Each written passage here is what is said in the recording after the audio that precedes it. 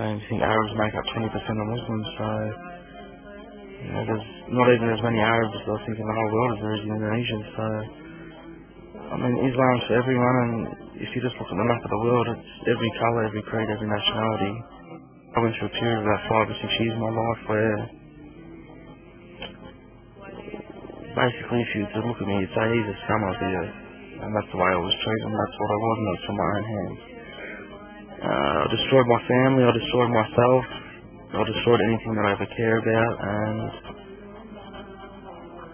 I kept on going down and down and further down in life until I was at the bottom of the barrel. I was pretty much the worst people, and certain things happened to me that, I don't want to elaborate on too much further here, because as a Muslim's meant to conceal these things, and I'm not too proud of how I used to be.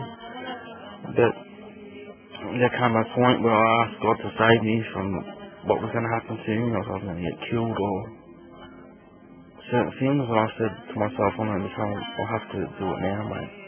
There's no turning back, Muhammad, you've come to this point in your life where,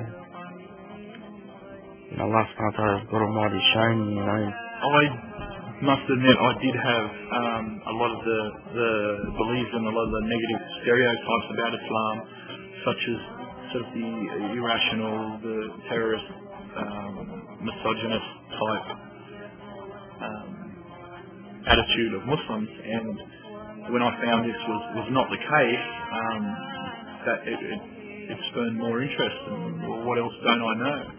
And the Muslims actually that I met, like the first time I actually had that human contact with Islam and Muslims, they were actually some of the finest human beings that I'd met, and it was quite shocking to me, actually.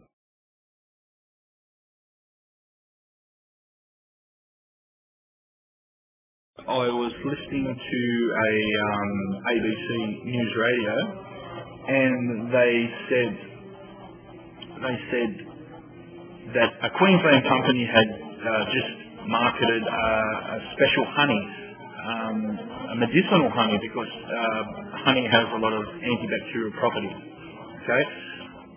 2 days before that, I'd been given my first Quran. All right. That afternoon, I thought to myself, "Oh, that's interesting about the honey, etc." That afternoon, I went home and I said, "Oh, let's have a look at this Quran." And I opened it up to Surah the Bee, and I apologise, I don't remember the verse, but the very thing I read when I got home was,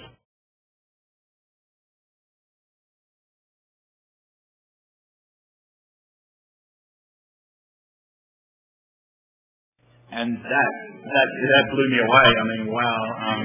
If I ever find I need to cleanse my heart or, soothe my senses, I just read the Quran.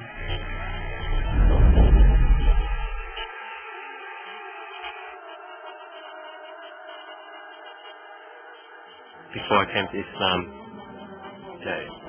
what you see on the news and what you hear, it's the same thing that someone who's ignorant of the religion and doesn't really pick up a book and start reading about the religion would have, like the same ideas, terrorists, Arabs and so forth, blah blah blah. So it wasn't too good of a view, but the fact that I knew some Muslims